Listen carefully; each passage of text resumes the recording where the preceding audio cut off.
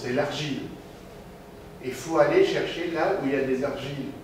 Et justement, par exemple, Mars Express, qui est une mission de l'Agence spatiale européenne, est équipé d'instruments qui permettent d'étudier le sol, l'altitude, avec ce qu'on appelle des spectromètres, et on peut montrer, par exemple, qu'il existe des argiles. Alors les argiles, c'est bien parce que ça prouve qu'il y a eu une présence passée d'eau pendant de longues périodes, et de l'eau légèrement tiède. Voilà. Encore une belle vallée de débat, si vous voyez. Alors, histoire d'eau. Donc, en ce début du XXIe siècle, on peut faire le point sur la présence d'eau sur Mars. Présence en subsurface d'énormes quantités d'eau solide dans le sous-sol des pôles. On a posé une mission qui s'appelait Phoenix, qui nous a permis de creuser un petit peu près du pôle nord martien. Les pôles sont principalement de la glace d'eau et non de CO2, comme on le pensait. Et puis, il y a des résurgences de temps en temps en certains endroits. Pourquoi les argiles... Pardon ? Pourquoi les argiles permettent de... Parce que les argiles, c'est du sulfate anhydre. Ah là là, dommage que ma femme ne soit pas là. C'est une pierreuse. C'est du sulfate anhydre de calcium. C'est un corps qui se forme en présence d'eau. Ah, il ne peut pas y avoir d'argile s'il n'y a pas eu d'eau avant. Ah bon? Parce que dans le mot argile, c'est sulfate anhydre de, je crois que c'est du calcium, que Dieu me pardonne si c'est pas vrai, mais il y a le mot anhydre dedans, donc ça a été formé avec de l'eau. Attendez, il y a une réponse. Sulfate de cuivre d'anhydre. Pardon? La poudre blanche, c'est le sulfate de cuivre d'anhydre. Oui, à peu près. Alors, donc les argiles, c'est un marqueur. Donc il faut chercher les argiles et on va voir que Curiosity, on essaie de l'envoyer là où il y a eu des argiles. Alors la vie, évidemment, on peut se poser la question, comme la vie est apparue sur Terre il y a 4 milliards d'années. La Terre, le système solaire est né il y a 4,5 milliards d'années. La vie est apparue presque immédiatement. Bon, la vie, attention, c'est pas nous, c'est un microbe, c'est la vie. Voilà, une bactérie, c'est la vie. Et surtout, la vie existe dans des lieux très inhospitaliers sur Terre, dans des eaux thermales de volcans, à 4000 mètres sous la flotte, au fond des océans, au fond du désert. Je crois qu'il y a tel endroit sur Terre où il n'y a vraiment pas d'insectes, c'est dans le désert de l'Atacama. C'est tellement haut et tellement bombardé par le soleil, je crois que c'est très très sec. Voilà. Donc on peut se demander, est-ce que la vie est apparue sur Mars? Alors, je ne sais pas. On va voir si... Il va falloir envoyer des sondes pour essayer de se renseigner là-dessus. Alors il est certain qu'au niveau de la surface de Mars, on ne trouvera pas.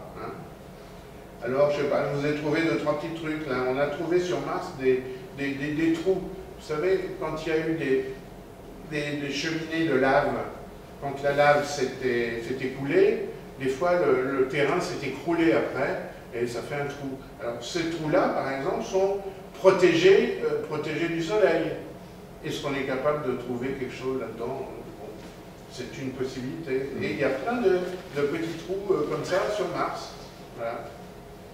Bon, alors la vie sur Mars, pas impossible, mais il y a beaucoup de mais. La vie nécessite des molécules complexes. On ne les a pas encore trouvées. La vie nécessite de l'eau liquide. Bon, il y en a eu certainement, mais il n'y en a plus. La vie peut être détruite par les UV. Or, l'atmosphère martienne n'a pas assez d'ozone pour les bloquer. Le champ magnétique est aussi trop faible et ne protège pas contre les particules solaires. Alors, par contre, il y a une possibilité. C'est peut-être nous, les martiens. Ben oui. Parce que comme la vie est apparue sur Terre il y a 4 milliards d'années, à cette époque-là, il y avait d'énormes bombardements météoritiques dans tout le système solaire, et il est pensable qu'une météorite partant de la Terre ait atterri sur Mars, ou le contraire, une particule, un morceau de Mars ait quitté son orbite, ait été projeté hors de son orbite martienne et atterrit sur Terre. Hein, on ne sait pas trop dans quel sens. Hein. Mais dans ce cas-là, on serait les Martiens.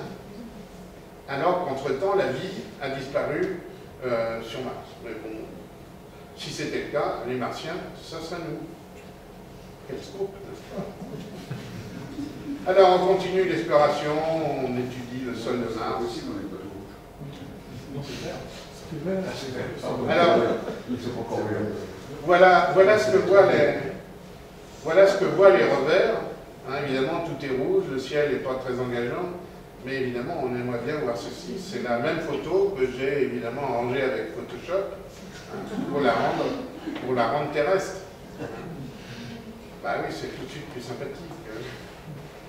Bon, c'est que des rochers. Hein. Voilà, les robots. Les premiers robots, c'est Spirit et Opportunity, qui se sont posés en... Ouh là là, ça ne me rajeunit pas, en 2004. On l'avait montré en direct, d'ailleurs, au public. Et ils ont parcouru chacun une dizaine de kilomètres sur Mars. Voilà. C'est pas le Sahara, c'est le fond d'un cratère. On trouve sur Mars, presque partout sur Mars, des petites billes qu'on appelle les myrtilles, les fameuses blueberries, comme disent les Américains, le bébé, là.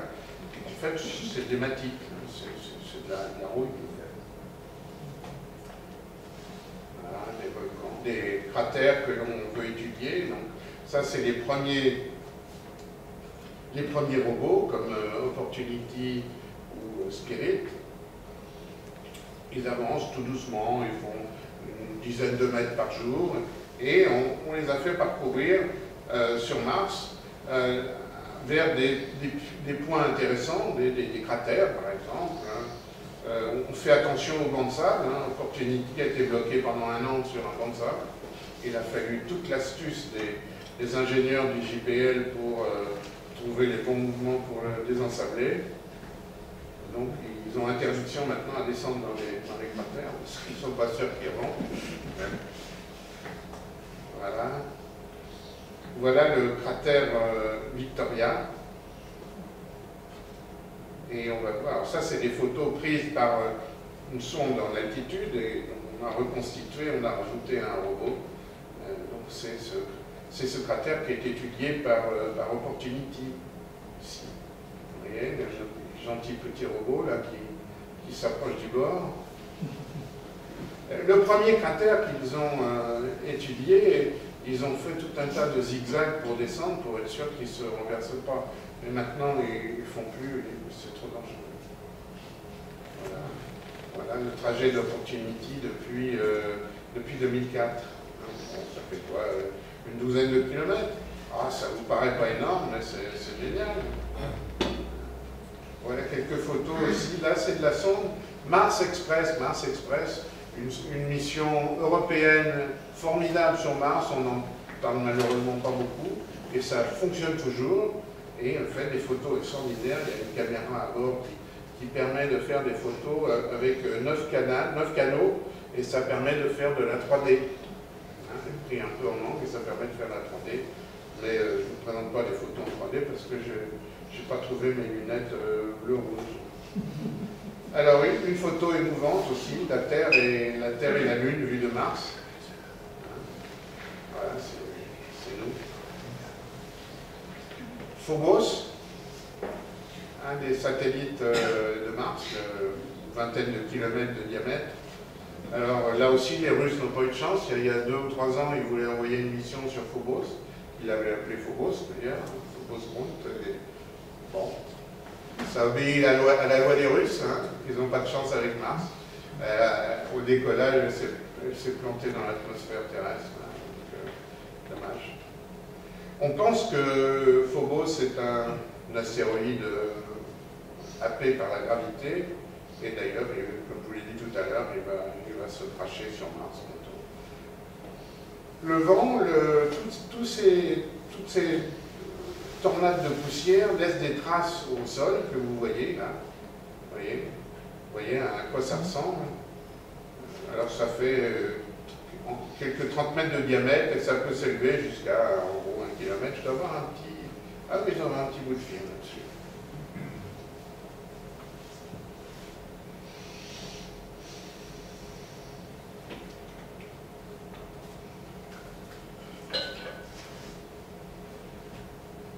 Alors, ça c'est donc le Mont Olympe.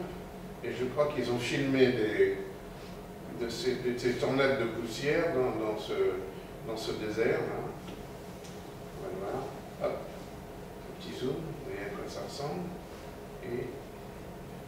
Alors évidemment, on le voit aussi parce que ça laisse une ombre sur le sol qu'on peut photographier.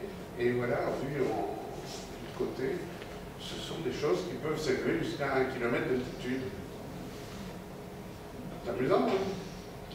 Alors c'est très bien, ça, parce que ça se balade un peu n'importe où sur Mars. Et je crois que vous allez voir, je crois que j'ai quelque chose. Alors voilà où sont posées les dernières sondes. Hein. Évidemment, principalement on vise l'équateur.